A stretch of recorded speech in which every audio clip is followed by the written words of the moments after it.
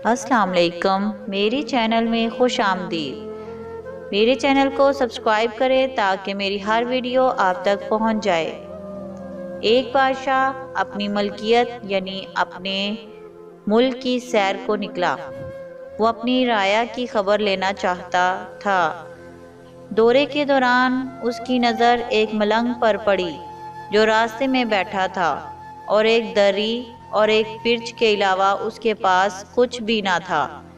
بادشاہ نے مزید نوٹ کیا کہ اس پرچ میں بھی صرف چند چھولے پڑے تھے، پر وہ ملنگ مسکرا رہا تھا۔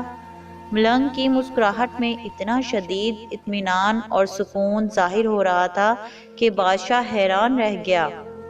خیر، وہ آگے بڑھ گیا۔ دوسرے دن پھر بادشاہ کی نظر اس پر پڑی اور وہ اسی طرح خوش باش۔ بادشاہ کی پالکی پھر بھی آگے بڑھ گئی۔ تیسرے دن جب بادشاہ کا گزر اس مقام سے ہوا اور پھر اس غریب کو اتنا مطمئن دیکھا تو اب بادشاہ اس حد تک تجسس کا شکار ہوا کہ پالکی رکوا دی اور نیچے اتر کر اس درویش کے پاس چلا گیا۔ اسے بتایا کہ ملک کا بادشاہ ہوں اور 3 دن سے تیری مسکراہٹ اور مفلسی کا یکجا ہونا مجھے ہرگز ہضم نہیں ہو رہا۔ آخر ایسا کیا ہے تمہارے پاس جو تمہیں خوشی دیتا ہے؟ میرے پاس پورے ملک میں سب سے زیادہ دولت ہے، مگر میں پرسکون نہیں ہوں۔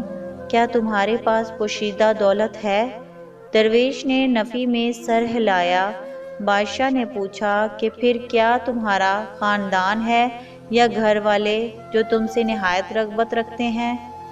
درویش نے بولا، جی نہیں، میں بالکل تنہا ہوں، میرا کوئی نہیں، میرے پاس ان چھولوں کے سوا کھانے کو کچھ اور نہیں۔ بادشاہ بہت حیران ہوا اور آخری سوال کیا کہ کیا پھر تمہیں اللہ نے قابل فخر صحت سے نوازا ہے جو تم خوش رہتے ہو؟